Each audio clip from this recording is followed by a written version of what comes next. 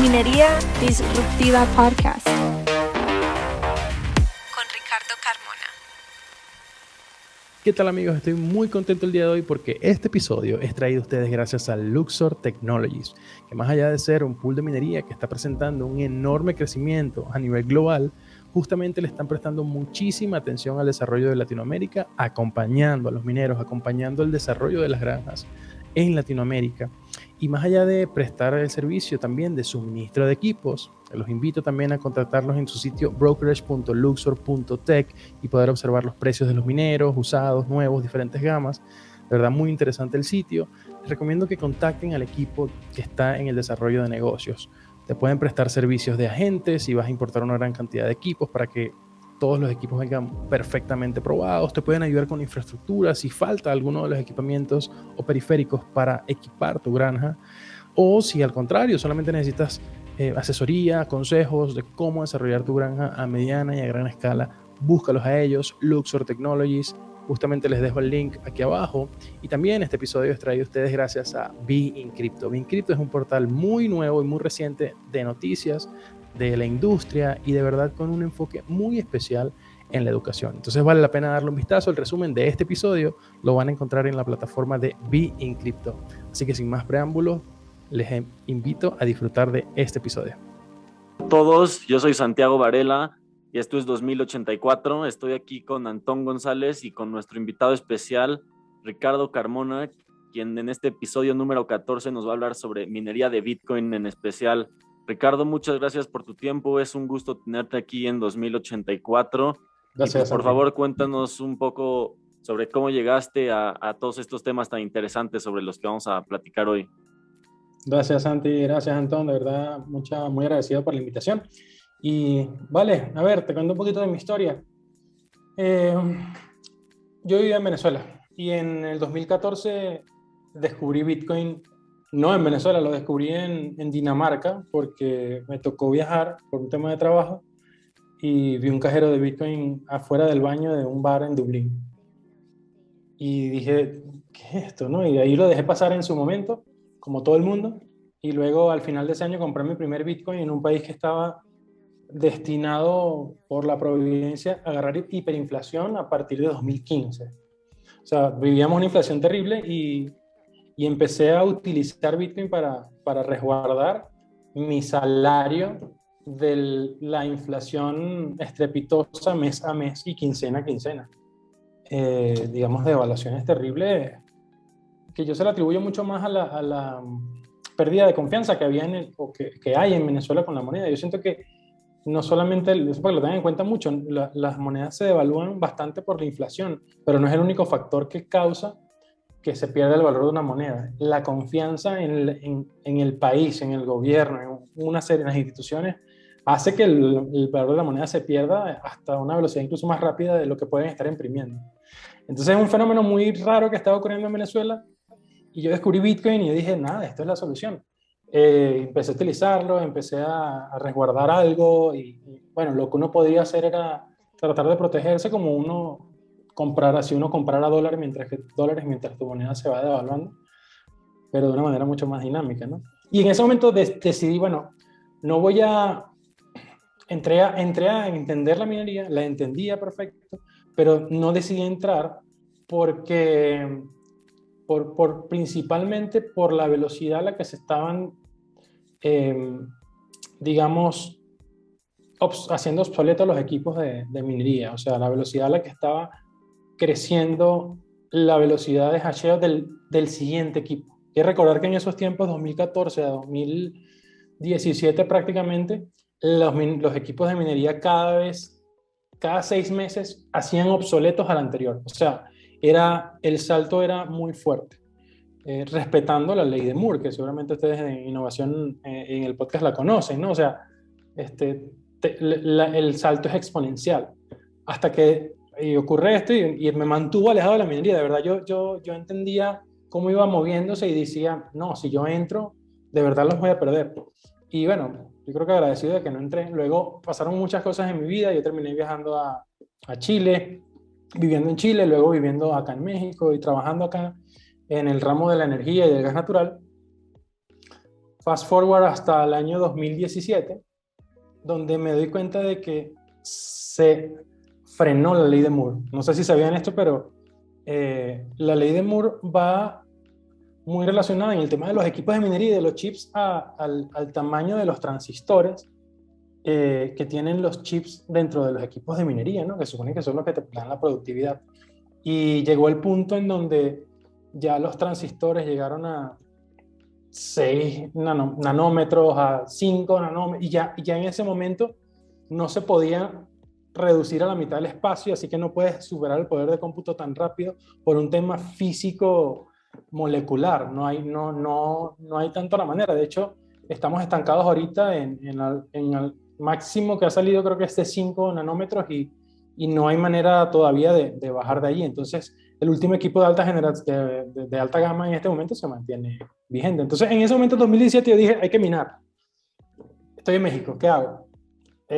Y tengo experiencia en gas natural. Entonces, en 2017, cuando nadie estaba minando con gas de quema y de venteo de los pozos petroleros, yo dije, esto es la oportunidad. Estoy en México. En México hay oportunidad con los privados, hasta con, ¿por qué no con los públicos, o digamos con Pemex y las empresas del Estado? Vamos a llevar este proyecto. Y decido armar una propuesta de proyecto, y la llevo por lo menos a 3 petroleras mexicanas de acá. Y las 3 petroleras, por supuesto que no entendieron. No entendieron de qué iba, pero tal cual, con pelos y señales. Recuerdo haber hecho todos los escenarios, por ejemplo, con equipos S9, que todavía están vigentes, y hacerles la corrida y decirles, podemos agarrar el gas que estás quemando en Tabasco y producir Bitcoin, y con eso tú monetizas tu gas, yo monetizo el poder de cómputo, y gana cualquiera, o sea, ganan todos. También me acerqué con la Comisión Nacional de Hidrocarburos, por cierto, quien regula regula las operaciones de compra y venta y monitorea cómo funciona el tema del gas, y dije, bueno, vamos por aquí, y tampoco lo entendieron, pero hay evidencia de que yo les fui a hablar de minería de Bitcoin en el 2010, ya era 2018, principio de 2018, a una organización gubernamental, ¿no? Y me escucharon. Digamos que la estructura de cómo está organizado ese ente regulador, digamos, en organización del Estado, permite que tú puedas ir a hablar hoy, mañana, de Bitcoin hasta ahora, que puedan hacerlo. Entonces fue muy interesante, de verdad, poder ver que les pareció interesante, pero hasta allí. Y bueno, ahí abandoné el proyecto por creo que me faltó ese espíritu de emprendedor así, ¿sabes? Desbocado y absolutamente optimista, y después de varios meses de intentarlo, dije, bueno, vamos a guardarlo aquí en una gavetita y esperemos. Y bueno, resulta que en 2021 surgió una idea algo diferente, pero gracias a que conocí a mi socio, que es un granjero, digamos, tiene varias empresas, entre esas una empresa que se dedica digamos, a la cría de cerdos o al engorde de cerdos, ¿no? Y ahí es donde hacemos match, porque sale la idea de biomining, que es la que estamos tratando de desarrollar ahorita, que básicamente es sacar el máximo provecho energético a la excreta de cerdos, que como saben tiene posibilidad de extraerse el biogás, y el biogás lo puedes transformar en energía eléctrica.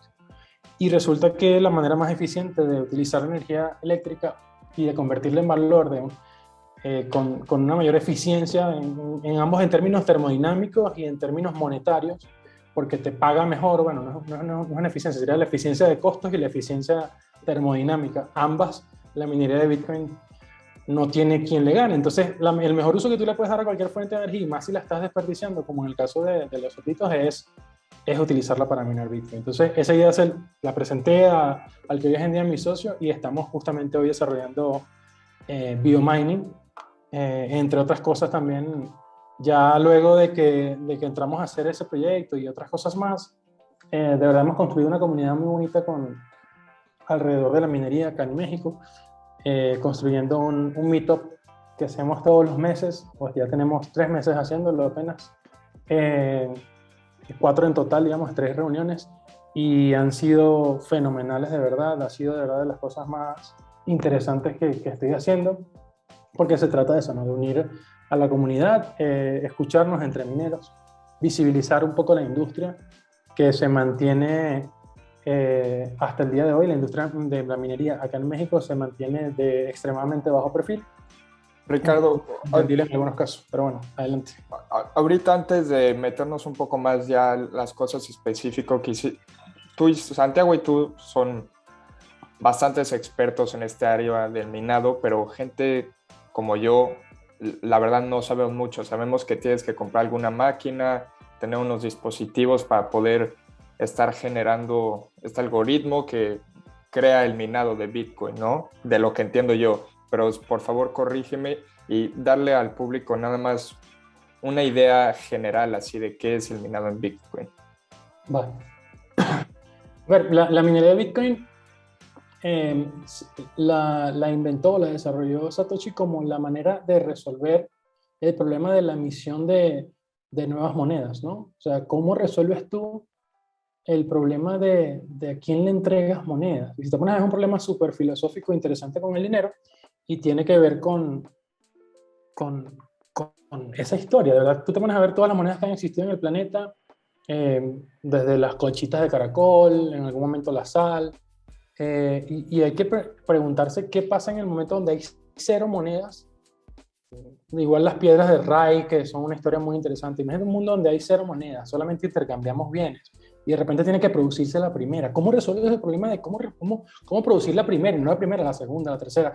Y que se haga de una manera honesta. Entonces, lo que hizo Satoshi, el creador de Bitcoin, dijo, bueno, vamos a atar la creación de nuevas monedas a un proceso que sea demostrablemente costoso. Y ahí nace un término que a mí me encanta, que yo lo traduzco en suntuosidad infalsificable, que es, digamos, un costo obligatorio, pero que no lo puedes falsificar. Entonces, al final lo que hace la minería es, bueno, demuestra que estás haciendo un trabajo a través de una resolución de un problema que nada más lo puedes resolver intentando con fuerza bruta con diferentes combinaciones, como tratando de resolver un código de una caja fuerte, y en el momento en que lo resuelvas, te entrego a ti, minero, el que lo resolvió, una recompensa. Y así esa recompensa es la creación de una nueva moneda, y lo que eventualmente va a terminar en el ecosistema siendo vendido, siendo traído. Entonces, pero traduciendo ya eso que es la historia de creación del dinero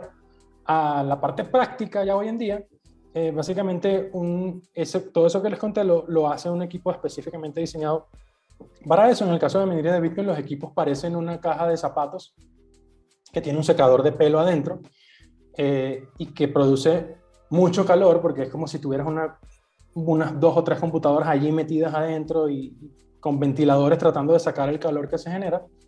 Pero ese equipo lo único que está haciendo es tratando de armar un rompecabezas y resolverlo. La única manera, un rompecabezas no, tratar de resolver una clave, una contraseña de una maleta, por ejemplo, de un candado y poniendo combinaciones a una velocidad muy fuerte para tratar de resolver un problema que si se lo resuelve, ese minero es acreedor de una recompensa, ¿no? Entonces, por allí, ese es más o menos el concepto. Y se traduce de verdad bastante simple a que puedes ir a comprar un equipo de estos al mercado, lo conectas en donde haya electricidad, y ese equipo, mientras esté conectado, va a generar constantemente una pequeña cantidad, digamos, de Bitcoin. ¿Y este equipo qué tan accesible es para la gente? Más o menos, ¿cuánto es el rango de precio por el que ronda? Sí, los equipos, hay varias marcas, hay varios modelos, pero el rango de precios actualmente, los equipos de baja gama, digamos, más recomendables, están, yo creo que empezando poco menos de $500. El equipo que menos te mina, o que menos poder de minado tiene, por ser el más viejito, un equipo de 2017, por ejemplo, y ese te puede dar quizás unos $2 al día, para que te hagas una idea de más o menos costo de entrada. Mientras que los equipos de alta gama ya pudiéramos estar hablando de un promedio de quizás unos $10,000 por máquina que es del tamaño de, no sé, de una pequeña caja de zapatos, y que te puede generar hoy en día cercano a los $20 de retorno. Te lo genera en forma de Bitcoin. Eso es importante que igual la gente entiende, pero ¿cómo me pagan dólares? No te pagan dólares, te pagan en forma de Bitcoin. Pero hay otras variables que también es importante mencionar, que esto no es constante. Cuando yo te acabo de decir, más o menos son $20, sí, pero tienes que tener dos cosas en cuenta. Uno, y cuando hagan, el consejo muy bueno cuando alguien, fíjate que lo primero que tú haces, de una vez tu mente se fue y se fue a la parte económica y dijo, bueno, pero ¿cuánto me cuesta y tal?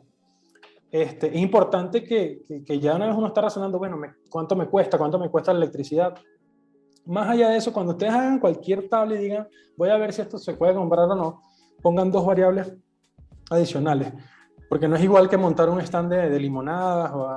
Hay dos variables adicionales que tienen que colocar. La primera es que la dificultad de minado se va cambiando con el tiempo. ¿Qué quiere decir eso? Que la recompensa que te va dando ese equipo que compraste en $10,000, hoy te puede dar, vamos a decirte, 0.001 Bitcoin por día, por decirte un valor. Pero el día de mañana o dentro de 15 días te va a dar 2.5% menos, más o menos. Y dentro de 15 días más, 2.5% menos. Porque más equipos se están uniendo a la red de minería de Bitcoin y hacen que las recompensas para todos bajen un poquito más. Porque hay más, digamos, en teoría se tienen que repartir entre la gente que está minando. Entonces tú tienes que meter eso en cualquiera de los modelos que tú hagas, así sea en un simple Excel, correrlo de esa manera. Cada vez va a tener menos Bitcoin. Pero hay otra variable. El precio del Bitcoin tampoco es estable. Y no sé si sabían, pero el precio de Bitcoin, o no sé si sabían el número, mejor dicho, todos conocemos que a la larga el precio de Bitcoin obviamente va en subida, pero ustedes tienen idea de más o menos cuánto es el promedio mensual de cambio en el precio de Bitcoin en los últimos, vamos a poner 2 años, 2 o 3 años. ¿Tienen idea más o menos de cuánto es el promedio mensual que sube? No, la verdad no. Bueno, hasta el mes de enero, perdón, era aproximadamente 5%. 5% positivo al mes sube el precio de Bitcoin en promedio, ¿no? Obviamente un mes está arriba, un mes baja 10%, pero el otro mes sube 20%, luego ese promedio, aproximadamente el 5%, es lo que yo uso para cuando hago alguna predicción, obviamente sabiendo de que puede ser hacia arriba o hacia abajo, se puede expandir o puede ir hacia abajo, pero tener esa predicción, fíjate que son dos cosas. Entonces la dificultad puede ir hacia abajo, pero si el precio de Bitcoin va hacia arriba, como todos esperamos, esto se pierde de vista. Las máquinas se pierden de vista en el valor. Si el precio de Bitcoin mañana se duplica, tu máquina que compraste en $10,000 probablemente se duplique en valor. Probablemente. Entonces, es una jugada fuerte por eso, porque uno no sabe qué va a pasar en el futuro. La verdad, quiero construir muchas ideas alrededor de eso porque es una jugada complicada, fuerte, pero que de verdad los que entendemos Bitcoin y creemos en la tecnología y en lo que va a impactar, entendemos que el precio no va a haber ningún problema que suba, así que la minería probablemente es un acierto.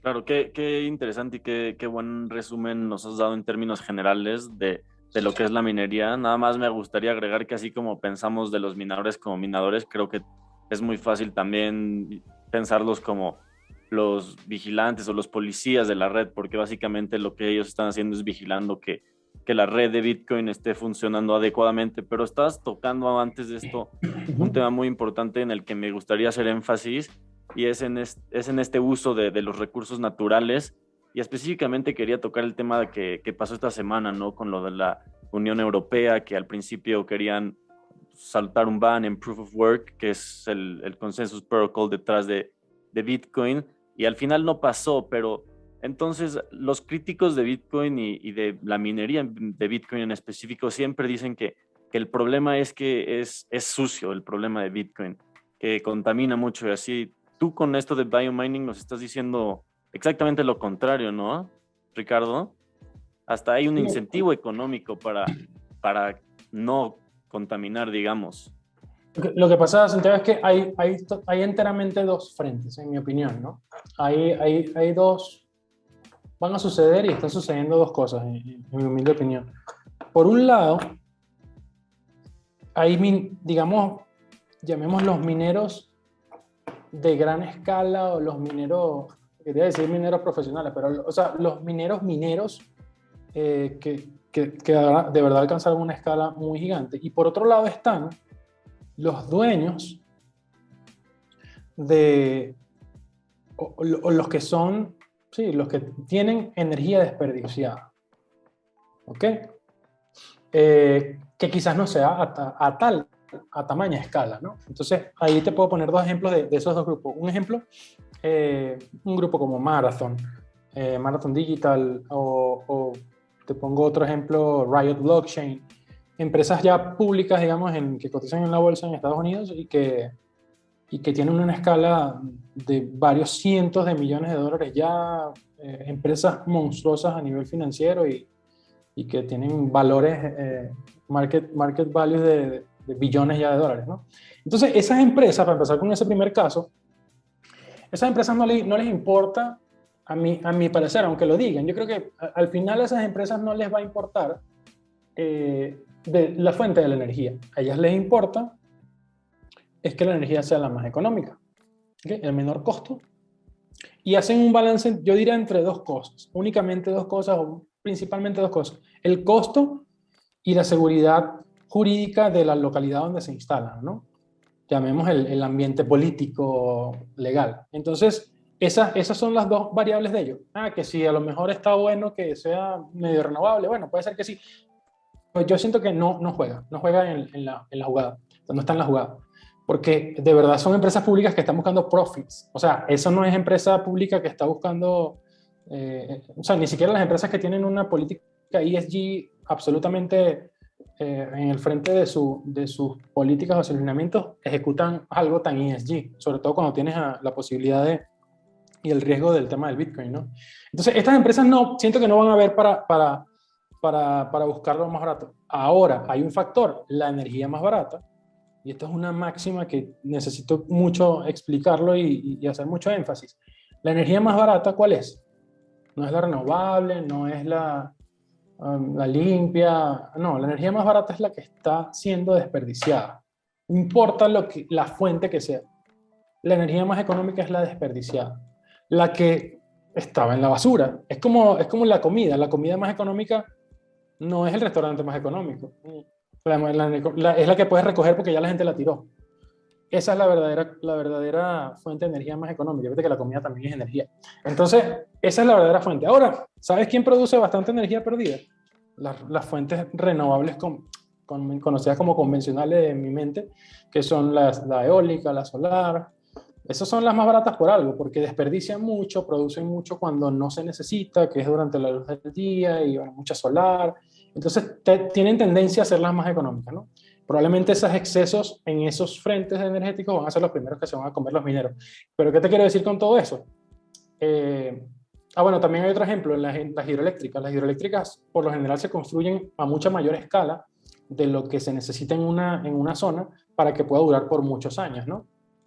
Entonces, generalmente tienes una capacidad de generación, no sé, hombre, de 6 turbinas de 50 megavatios cada una, y tú estás trabajando normalmente con 3 y cambias las otras 3, y bueno, en algún momento necesitarás la cuarta prendida, pero prendes 3, de a 3, de a 3. Y siempre hay una capacidad ociosa que se está desperdiciando, que tienes que desahogar agua y desperdiciar energía por unas esclusas para poder mantener la planta sana. Entonces, esa energía, esos excedentes son los más económicos. Eso es lo que están persiguiendo los mineros. Y sin querer, aunque digan, puede alguien decir, no, sí, yo mino con energía. No, sin querer, solitos se están alineando a las energías más económicas, que son principalmente estas que se pierden. Que si minar con carbón, energía que viene del carbón o generación con carbón es bueno, no lo sé. Yo digo que probablemente es más caro que minar de una hidroeléctrica para mí. Entonces, por eso no es porque los mineros sean sucios en el sentido de la energía, es que ves pocos mineros minando con carbón. Es que de verdad es menos eficiente, es menos.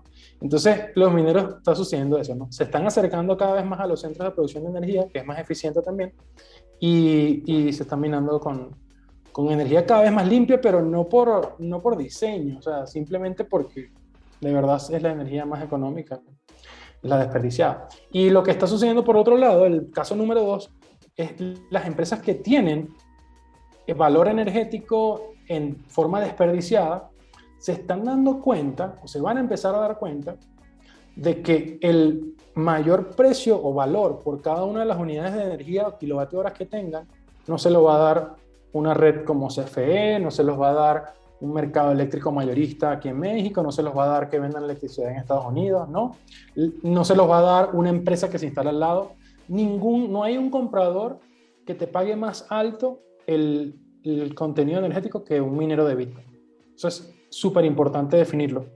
Entonces, ¿qué sucede?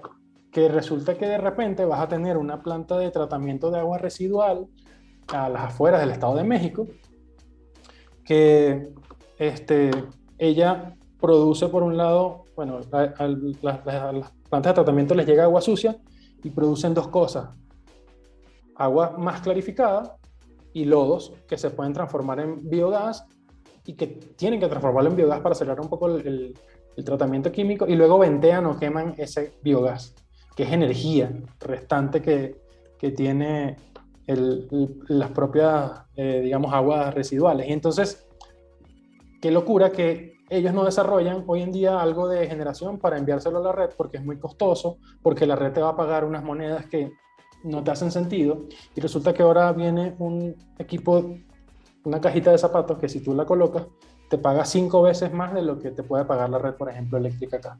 Entonces, esa gente que tiene acceso a la energía directamente o incluso a otro nivel, como por ejemplo el caso de la geotérmica, por ejemplo en El Salvador, o de la geotérmica del Domo que tiene el Grupo Dragón de Ricardo Salinas, se están dando cuenta que no importa que lo compre la electricidad, le compre la electricidad al mercado eléctrico mayorista, no importa que le compre la electricidad la red de la ciudad allá en El Salvador, en la Geo, no importa quién te la compre, nadie te va a pagar tanta en forma de dinero por cantidad de kilovatio hora como la minería de Bitcoin. Entonces voltean a ver y dicen, yo voy a probar esto, porque imagínate que yo no le tenga que entregar la electricidad a la red, que por cierto, no es que le estás quitando la electricidad a las casas.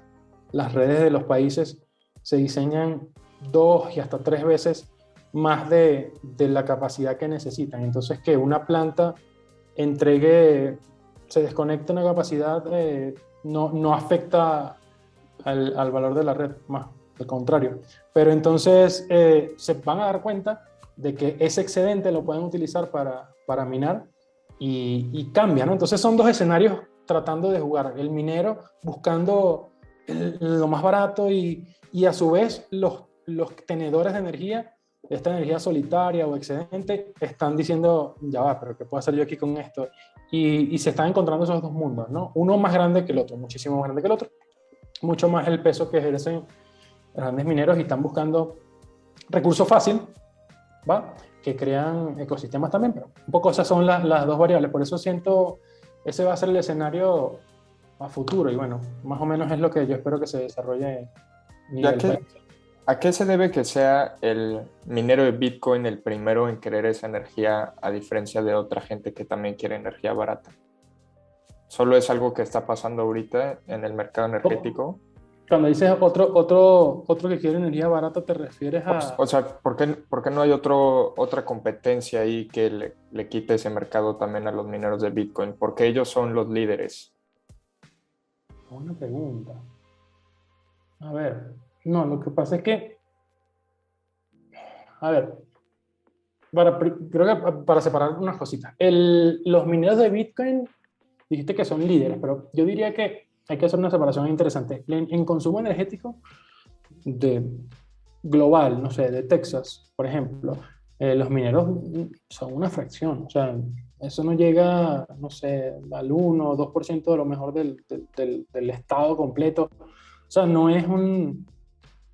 todavía no es se consume muchísimo más un conglomerado de industria, por ejemplo, en un estado como Texas, igual como en cualquier lugar del mundo, recordando que Bitcoin apenas está en el 0.3% del consumo energético global, y eso en unos estimados también que son difíciles de calcular, pero digamos que está en un porcentaje muy bajo. Entonces, Bitcoin no compite ni siquiera en la producción de chips, que uno pudiera decir, no, o sea, si es la impresora de dinero como nosotros conocemos a los mineros, la que te imprime los Bitcoin, por llamarlo de una manera, debería estar escaso la cantidad de chips Y no, resulta que en escala la producción de estos equipos de chips para celulares, para vehículos, para tarjetas de computadoras, de todo lo demás, es muchísimo mayor. No somos ni siquiera tier 2 en estas grandes empresas de manufactura de chips.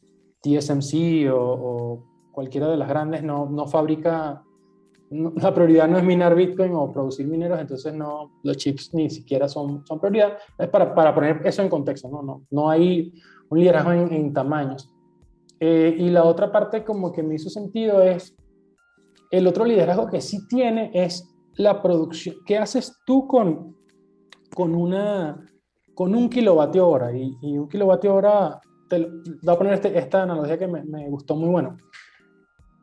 Imagínate un cargador de una batería portátil, que por cierto por aquí tenía una. Imagínate que tienes una batería portátil de estas de celular, ¿no? Tienes tu batería portátil y tú dices, bueno, la voy a poner a cargar. ¿Ok? Entonces, esa carga, cuando tú la tienes, tú agarras tu electricidad y la conectas aquí y esto te cargó 1 kilovatio hora. Esa es una unidad de cantidad de energía, el kilovatio hora. ¿Ok? Este kilovatio hora, imagínate que tú lo puedes poner a producir dinero. Te pongo un ejemplo. Conectas una lavadora y se come el kilovatio hora y lavó una ropa. Otro ejemplo, no sé, lo conectaste a un compresor de aire para una pintura y produjo una pintura que se pudo vender después. Te doy otro ejemplo, a lo mejor lo conectaste de nuevo a la red eléctrica y se lo vendiste a CFE. Cualquier actividad productiva que tú puedas imaginar, cualquiera. Lo pusiste en una prensa y produjiste una hoja de papel, lo que sea. Entonces, eso es lo que yo me refiero a que Bitcoin tiene la ventaja. Si tú agarras ese kilovatio hora y se lo entregas y se lo conectas a un minero y te genera un tantito de Bitcoin, ese tantito de Bitcoin llevado a dólares hoy en día le gana a cualquier industria del planeta. ¿Por qué? Porque es un acto demasiado eficiente. ¿Por qué? Porque él está usando directamente la energía. Imagínate un electrón, el electrón entra al minero y allí mismo ejecuta un cálculo y es una iteración, no un cálculo, es como una prueba y error y genera un valor. Transferiste directo electrón a valor en un espacio de este tamaño, del tamaño de mi mano. De electrón a valor. Y eso lo puedes ver en el minero y los invito igual a que vean una foto de un equipo minero. Tiene 2 cables, un cable por donde entra la energía y un cable por donde sale la conexión de Ethernet de red. Entonces, en ese espacio se transfirió todo el proceso de papeleo. Bueno, te llamamos papeleo si tú se lo vendiste a la red, hiciste un contrato, bórralo, es este espacio. Todo el proceso de una lavadora que le pediste a tu amigo que te diera la ropa para lavársela y le cobrabas en pesos, todo eso se redujo a esto. Entonces, eso lo hace extremadamente eficiente. Por eso hoy en día el mayor valor lo obtienes allí. Dicen, algunos que teorizan que eventualmente ese valor se va a ir haciendo cada vez más pequeño, hasta que más o menos se equipare al resto de las actividades, ¿no?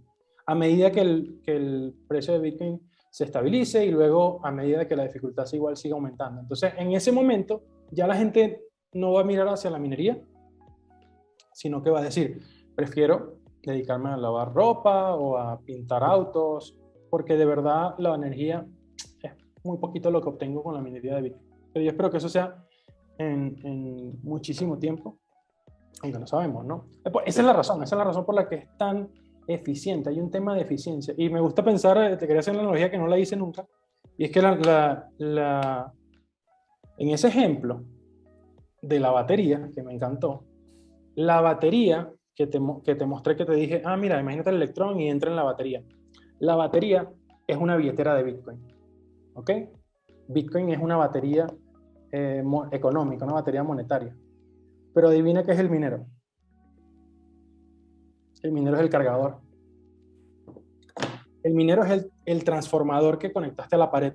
Ese es el minero. Esa es su única función. Transferirle y convertir la forma de energía más refinada que tenemos hoy en día, que es la energía eléctrica, y transferírsela a valor almacenable que lo puedes transportar y llevártelo en el espacio y en el tiempo por generaciones y a kilómetros de distancia. Entonces, ese cargador de batería, ese es el minero de Bitcoin y tu batería es el Bitcoin per se o la billetera. Entonces, eso es un poco para ilustrar cuál es el papel de cada cosa y lo eficiente que es. Sí, claro. Entonces ahorita se podría decir que el uso de energía en el minado de Bitcoin es el negocio, sino de los negocios más rentables que existen prácticamente. Así que la palabra rentabilidad tiene varias capas allí que hay que resolver. Por ejemplo, si tienes un equipo de minado de baja gama, como los primeros que te dije, vas a tener una rentabilidad bastante baja. Sí, hay muchas variables. Lo que es el más eficiente. Okay, es el más eficiente. El más eficiente. Incluso una de las industrias más rentables, que es la industria petrolera, tú puedes tener márgenes de ganancia buenísimos, a lo mejor que superan el 2x fácilmente, pero vaya que es ineficiente, vaya que hay que trabajar fuertemente por la infraestructura, hay que trabajar fuertemente por muchos aspectos, y entonces quizás pueda ser mejor negocio tener una petrolera sólida que un minero de baja gama. Entonces la rentabilidad quizás es variable, hay mucha rentabilidad con los mineros de alta gama y todo, pero sí es el más eficiente. No hay manera de que hagas un uso más eficiente de la energía que es con la minería no contamina per se, la minería está consumiendo nada más. Como les dije, el ejemplo perfecto es el cargador. Ahora, si tú vives en la zona de, no sé, hay una zona de Canadá, creo que es la zona este, que generan con muchas hidroeléctricas, ¿no? Y es una zona súper limpia en energía. Si tú minas allí, estás minando con energía muy limpia. Ahora, si minas en el lado opuesto, donde hay todavía muchas generadoras de carbón y muchas generadoras fósiles, hay una energía de un perfil de generación de carbono mucho más alto, entonces es una minería más sucia. Entonces la minería no es más limpia o menos limpia, la minería simplemente se conecta a las redes eléctricas que ya existen, y si llegan a construir nuevas redes, como en el caso de lo que estamos tratando de hacer nosotros con la generación distribuida o muchas otras personas, no están tocando a nadie, no están molestando a nadie. Yo le decía a un compañero que la minería es como un tlacuache, porque los primeros momentos que lo ven, la gente quiere agarrar una escoba y tirarle un escobazo y ahuyentarla porque es feo. O sea, simplemente el tlacuache no es tan lindo, no es tan guapetón. Entonces no estás acostumbrado y quieres darle un escobazo. Pero resulta que ese tlacuache que está ahí se está comiendo las garrapatas, se está comiendo los animales que están muertos, se come cualquier insecto que sea molestoso, y tú no te estás dando cuenta que está protegiendo y que tiene otra serie de virtudes que vale la pena que el tlacuache siga estando alrededor de tu casa, ¿no? Entonces es un ejemplo bien bonito de cómo hay que entender muy bien las cosas antes de igual tratar de opinar o resolver alguna situación. Ricardo, siguiendo con esta línea de pensamiento, vamos llegando un poco a esta idea que has propuesto y por la que te he escuchado argumentar, y es una idea muy interesante, que es que Pemex y CFE van a acabar minando Bitcoin, y siento que hoy decimos eso y todavía suena como una idea muy alocada, a las personas le puede parecer algo muy difícil de creer, y todavía más a mí me parece difícil de creer con la reforma energética en la que vivimos. Entonces quisiera ver o saber tú qué piensas como minador de Bitcoin, con qué ojos ves el entorno actual del sector energético mexicano y en especial la reforma energética. Sí, de hecho, Santiago, solo quisiera complementar eso con unos datos. De lo que leí un poco de la reforma energética es que fueron cancelados 34 contratos para plantas privadas, otras 239 plantas privadas fueron consideradas ilegales, y en cuanto a la prioridad de energía, hemos visto que han priorizado a las plantas de carbón, plantas estatales de carbón, más que a las termoeléctricas, y eso que las termoeléctricas producen energía 24% más barata.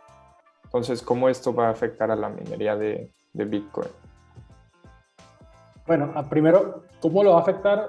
Ahorita en México prácticamente no lo afecta, porque la minería en México de verdad es marginal. Ahorita en este momento hay varias personas y varios grupos haciendo esfuerzos para minar, de verdad bastante valiosos y que sirven para crecer, pero no para nada algo a escala.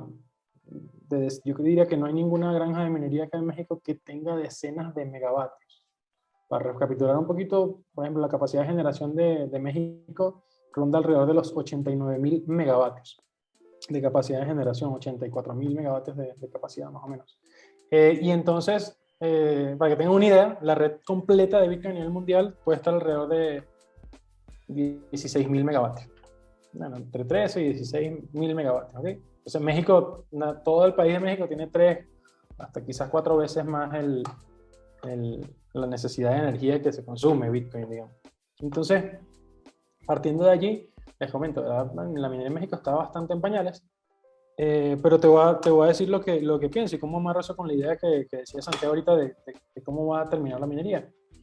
Y yo siento esto, ¿no? Los mineros justamente son una vanguardia, son muy pocas empresas que entienden la minería, digamos, a nivel mundial, en Texas, en todos lugares, y son ellos los primeros en la línea de decir, ¿dónde hay energía? Como les decía, ¿no? O sea, es como una aspiradora tratando de buscar dónde hay desperdicio, dónde hay, y yo me lo como, y yo lo agarro y no importa, no pasa nada, y está absorbiendo. Resulta que Texas es un lugar muy... confluyen dos grandes fuerzas con el tema de la eólica y la solar, aparte de la energía fósil, entonces tiene, digamos, energía más de sobra, y esa aspiradora le encanta estar allí, y va a estar allí por mucho tiempo. Entonces, lo que vamos a darnos cuenta en México es que esa aspiradora va a empezar a llegar acá, y va a empezar a tocar algunos lugares, ¿no? Pero México y en Latinoamérica, resulta que ahí nos podemos dar cuenta, en la mayoría de los países, que el monopolio de la energía lo tiene el Estado. Por ejemplo, ahí en Texas, lo que esté debajo del subsuelo puede ser de tuyo, Santiago, si tú compraste ese terreno. Todo terreno y todo petróleo. Te tienes que pagar una regalía, sí, pero es diferente a las legislaciones, por ejemplo, en México y en la mayoría de los países, si no decir todos los países de Latinoamérica, lo que está debajo del subsuelo no es tuyo, no es tuyo. El Estado te puede dar algo si le place y si está en la ley, darte un porcentaje de ganancia bajo una concesión, bajo un contrato muy, digamos, orientado al beneficio del Estado. No es muy diferente, pero bueno, por eso mi principal tren de pensamiento es decir, ok, ¿quién tiene la energía en México? ¿Quién tiene la energía en la mano? No es el privado. El privado generalmente es un operador, ¿ok? Sí hay formas de energía desarrolladas enteramente por empresas privadas, claro que sí. Por ejemplo, si tú tienes, te pongo un ejemplo, vamos a poner una ciudad aquí que tengo el mapa de México aquí arriba. Estás en Sonora, por ejemplo, y resulta que tú tienes, bueno, en Sonora no, vamos a poner un ejemplo más tangible. No sé, estás cercano a la zona de Colombia, en la frontera justamente cerca de Nuevo Laredo. Y entonces tú estás cerca de la frontera y estás cerca de un gasoducto, ¿no? Y tú sembraste allí, Santiago, una planta de generación turboeléctrica con gas natural. Y resulta que tú le estás entregando energía a la red de acá que administra CFE y el SENACE. Y entonces tú estás vendiendo energía a raíz que generaste con gas natural. Entonces tú puedes decir, no, entonces no es tu energía. Sí, es verdad, pero tú tienes tu planta y tú estás comprando el gas natural de Estados Unidos, eres casi independiente, ¿no? Entonces, ahí esas personas que tienen, eso sería un caso extremo de alguien que no forma parte del monopolio del Estado. Pero esos casos son de verdad bastante pocos, o sea, son pocos, de verdad. Lo que justamente mencionaba igual Antón era que justamente tienes mucha generación del Estado y el Estado actualmente con el tema de la reforma está tratando de mandar el mensaje de yo soy el que administro la red, yo puse el juego en la mesa y yo tengo las reglas, ¿no? Entonces está haciendo ese show off de decir yo quiero que mis empresas de generación sean las que entreguen la electricidad de la red, a los consumidores. Y mientras tengan el monopolio, como les dije al principio, van a poder o proponer hacerlo, ¿no? Faltará decidir si es constitucional o no, faltarán muchas otras cosas, pero por lo general siempre han tenido el monopolio de la energía, ¿ok? Los estados como que son mucho menos liberales que el estado norteamericano, de Estados Unidos, digamos, y por eso es la razón. Entonces, eso me da a mí a pensar de que no solamente en México, sino en todos los países de Latinoamérica, las empresas estatales, eventualmente, muy lento, pero se van a dar cuenta de que la mejor manera de convertir energía en valor no es hacerle una llamada telefónica a la gente de Nissan y decirle, oye Nissan, porfa, ¿no les gustaría poner una planta aquí en Aguascalientes para que me compren energía? Yo tengo una planta nueva, fíjate, y me sobra un poquito de gas aquí no sé, en el sureste del país y me sobra un poquito de gas. No se pueden venir para acá, una cerera, y comprarme la energía para ver si esto lo puedo vender. Se van a dar cuenta de que el comprador que te paga más y el comprador más eficiente es la minería de Bitcoin, y ahí es donde van a decir, ya va, un momento, o sea, que puedo poner esto a minar aquí, y para mí, yo me atrevo a decir que se van a ver cosas tan locas como que justo tenemos nosotros una cuenca de exploración o de producción de gas natural abandonada o digamos detenida, suspendida, que se llama LAC, por cierto lo pueden buscar, de Pemex, digamos, un campo petrolero que se llama LAC, y está detenido porque la inversión para sacar el gas allí es muy costosa. Y después que tengas ese gas natural en la costa, ¿qué haces con él? ¿Qué haces? Ah, no, se lo vendes a los otros consumidores. No, pero los otros consumidores están comprando gas del norte y está a buen precio, así que déjame tranquilo, yo no quiero comprarte ese gas. Ah, bueno, ¿y qué hago con él? Resulta que ellos se van a dar cuenta, y para mí esto es un long shot, pero muy lejano, van a haber plantas de generación ahí en la costa de México, esperando el gas que va a venir costa afuera, y hay una gran planta de generación de turbogás dedicada exclusivamente a la minería. Entonces, esas son como que las cosas que yo me imagino, y Pemex va a terminar minando en los campos petroleros, que les sobra el gas natural y lo queman. Pemex va a terminar minando en las refinerías, en donde ustedes pasan por Salamanca y pueden ver allí los mechurrios, llamamos nosotros, o los flare stacks, allí quemando residuos las 24 horas del día, que eso es energía, y esos desperdicios van a terminar convirtiéndose posteriormente en el futuro en Bitcoin. Por eso es que esa es mi tesis, digamos, eso va a ocurrir. Que ellos van a hacer lo que empiecen a minar, no quiero confundir a nadie con eso, porque ellos no van a empezar a minar, ellos van a terminar minando por allá y comiéndose quizás las últimas cosas. Pero bueno, les quería dejar una última reflexión por allí, que es, también eso me inspira mucho, igual, total seguridad eso, y los que están escuchando esto igual que pueden investigar. Hay una empresa nórdica de Noruega que se llama Aker. Aker Solutions es una empresa petrolera, ¿no?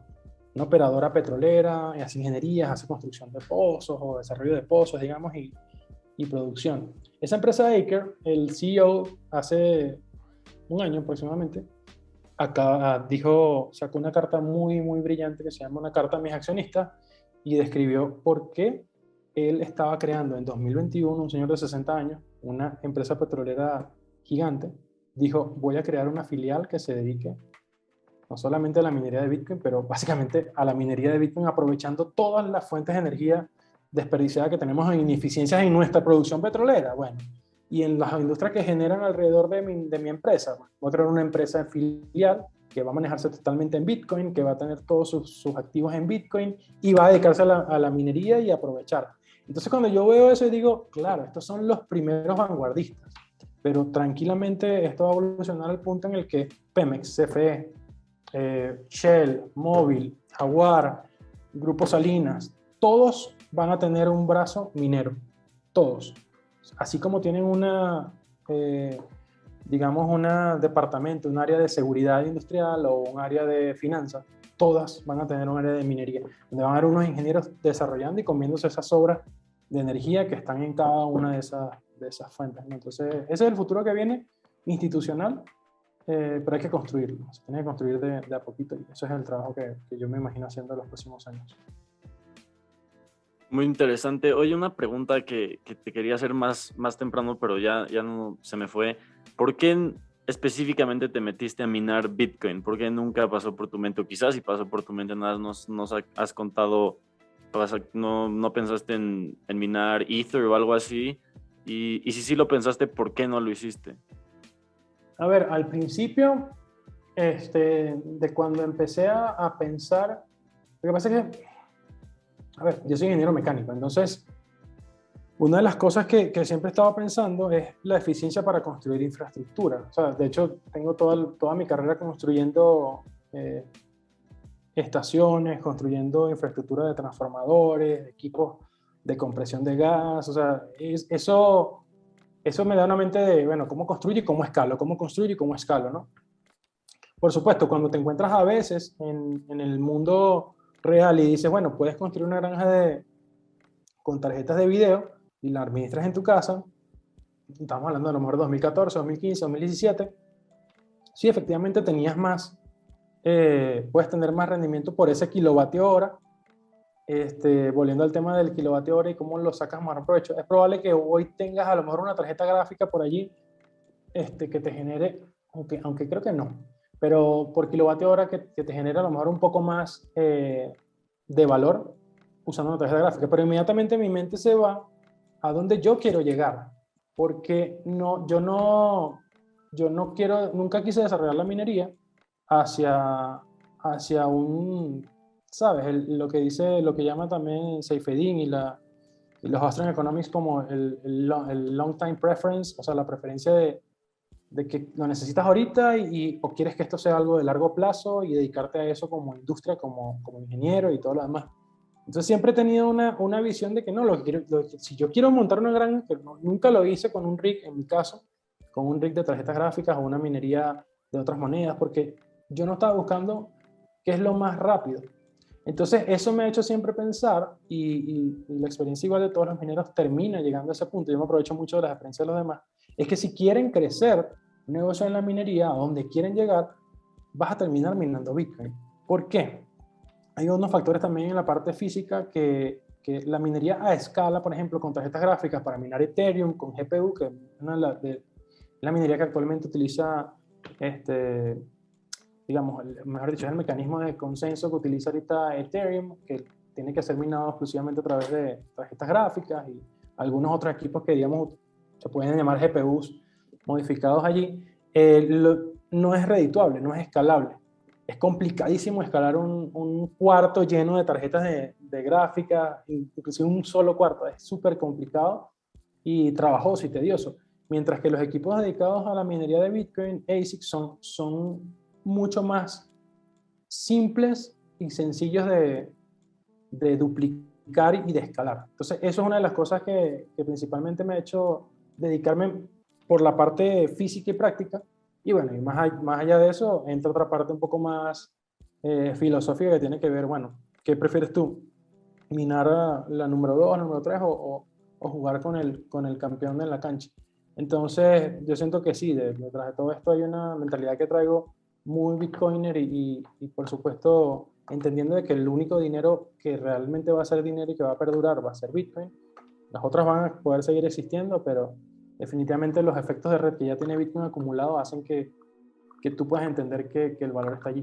Y entonces después ves ejemplos como los de Riot Blockchain, vuelvo a los ejemplos de Marathon o de Galaxy Digital, y cada vez más es notable que no están minando otras cosas.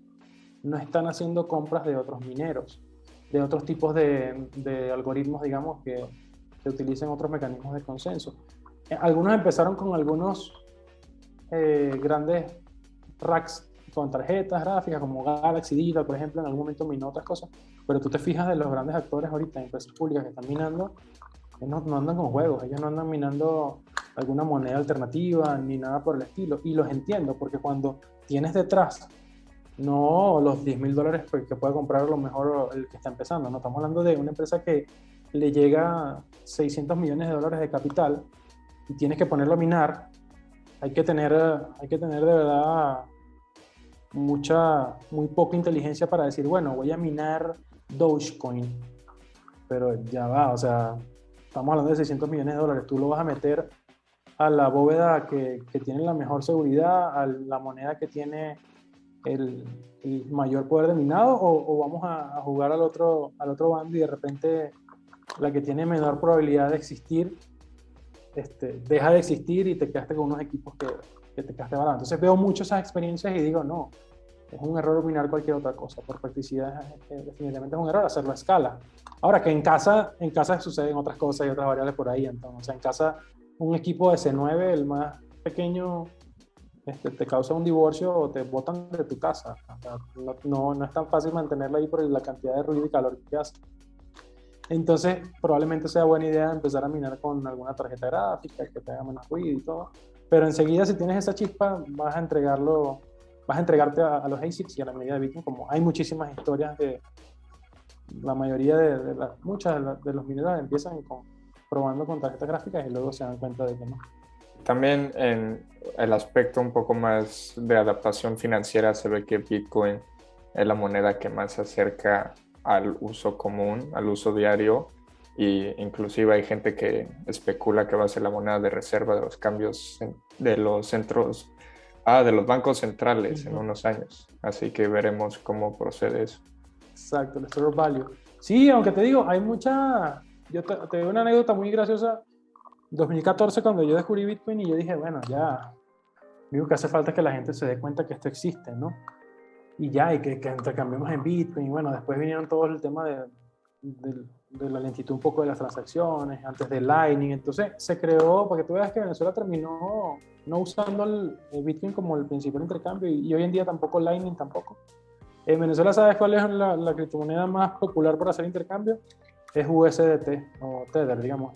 Es la que se popularizó más, digamos. Oye, ya que mencionas a Venezuela, es algo que también es un tema que quería tocar, ¿no?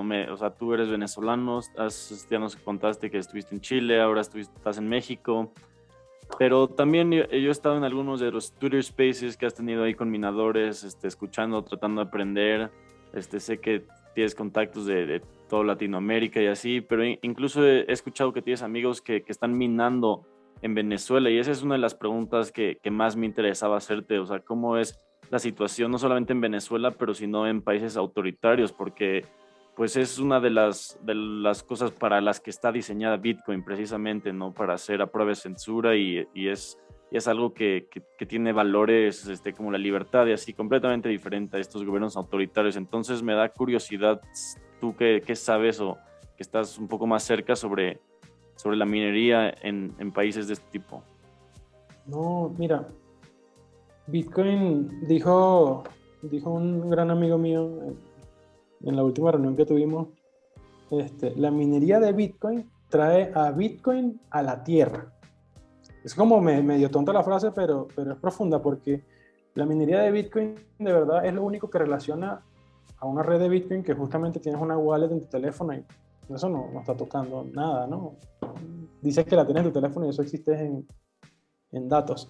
Pero, ¿qué es lo que toca tierra? Y ahí es donde cambia un poco la jugada. Al tocar tierra y tú estar minando físicamente, la minería está ligada al lugar donde esté. O sea, va a depender mucho el desarrollo de la actividad industrial a qué tan buena gente, friendly sea el estado en donde, o la locación en donde te desarrolles, ¿no? Eso va a ser así definitivamente. Entonces, está buena tu pregunta, porque tú dices, bueno, pero Venezuela puede tener un ambiente político caótico y autoritario, y muy resumidamente, efectivamente eso fue lo que pasó. En Venezuela no había ninguna, como en México hoy en día, digamos, no hay ninguna regulación al respecto de la minería, no está prohibida, así que está permitida, y bueno, cada quien estaba en su negocio, haciendo minería y lo que sea. Y el Estado, y digamos, no es tanto el Estado, sino los miembros, sobre todo corruptos del Estado, de las policías, que andan buscando siempre en la manera de sacar una lana adicional por tratar de extorsionar incluso a la misma gente, los mismos industriales, ¿sabes? En estados donde no hay tanto Estado de Derecho, ocurre mucho eso, extorsiones del propio policía, del propio tránsito y tal. Entonces se empezaron a dar cuenta de que estaban minando personas en sus casas, en sus negocios locales comerciales, y empezaron con una oleada en 2016 a una cacería de brujas a los mineros. Eso es una historia muy, muy ruda en 2016, porque como te podían meter preso y asociaban eso a un tema de directamente el delito era algo así como delito cambiario, lo llamaban allá, porque allá estaba prohibido, o sigue estando prohibido, limitado, hay un control de cambio. Entonces, cambiar de bolívares a dólares era un delito, a menos que lo hicieras con el Estado, ¿no? No en casas de cambios, ni era libre cambio.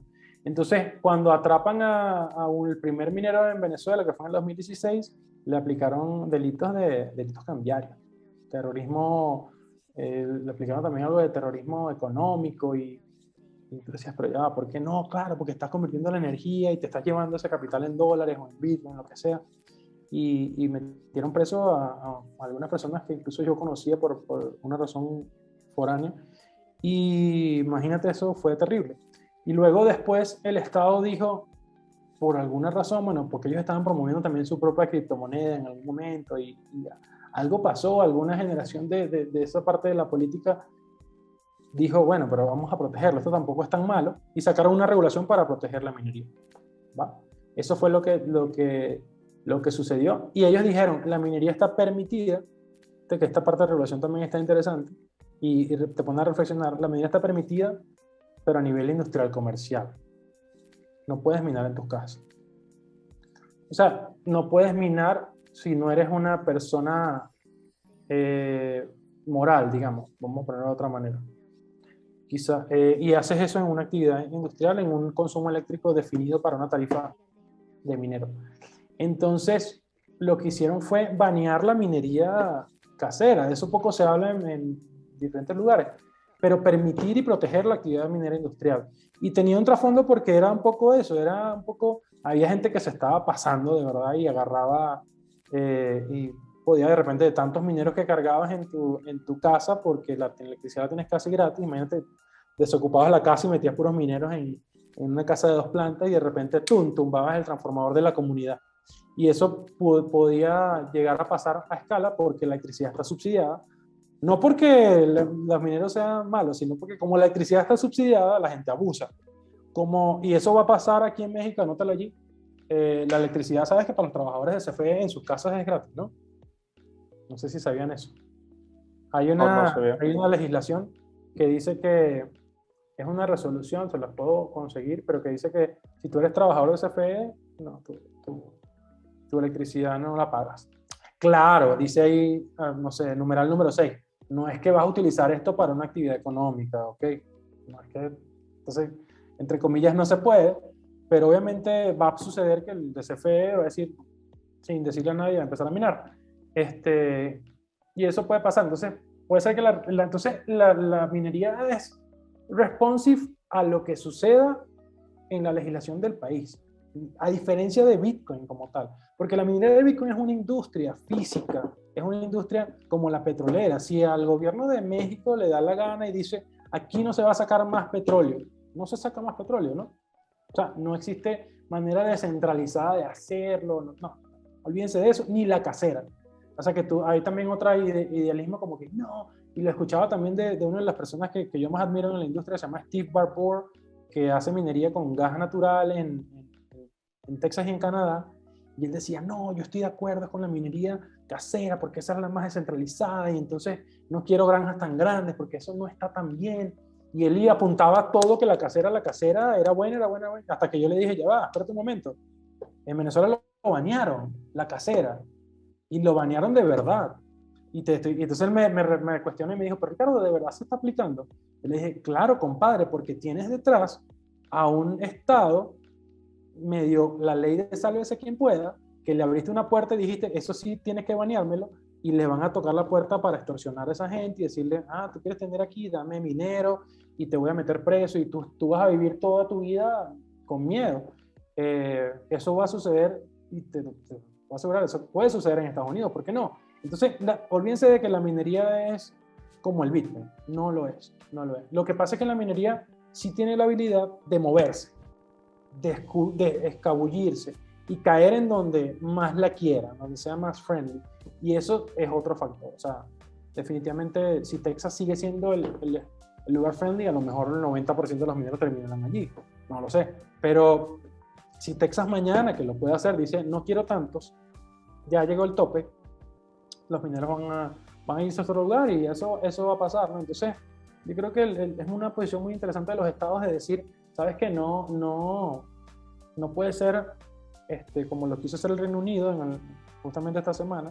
No pueden tomar esa actitud, porque lo que le estás diciendo a una industria que va a ser sin duda la industria más importante del planeta, le estás diciendo, no quiero que vengas aquí a pagarme impuestos, por favor, y no quiero que vengas aquí a crear trabajo, no quiero eso aquí en mi lugar, por una excusa ambientalista que no tiene sustento. Entonces, es de verdad muy importante ese tema y que quede claro para los legisladores, los que puedan estar escuchando esto, es sumamente importante entender que agrega mucho más valor del que le puedes asignar que supuestamente te perjudica.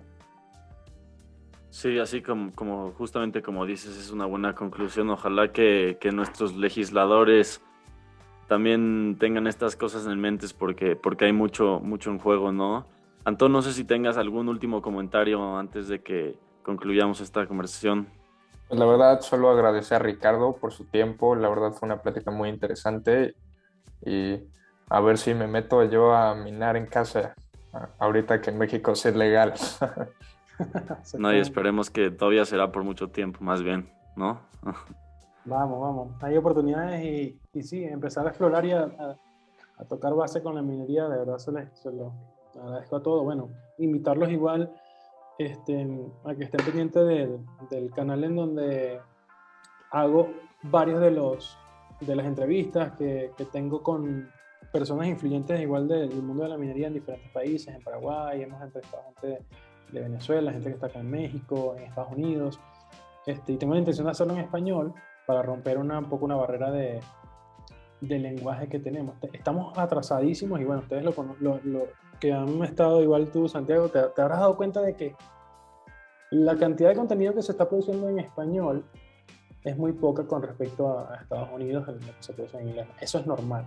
Pero a mí me preocupa que no tenemos nuestras personas brillantes enterándose de Bitcoin, enterándose de la minería. Entonces, ese delay que hay a mí me preocupa mucho.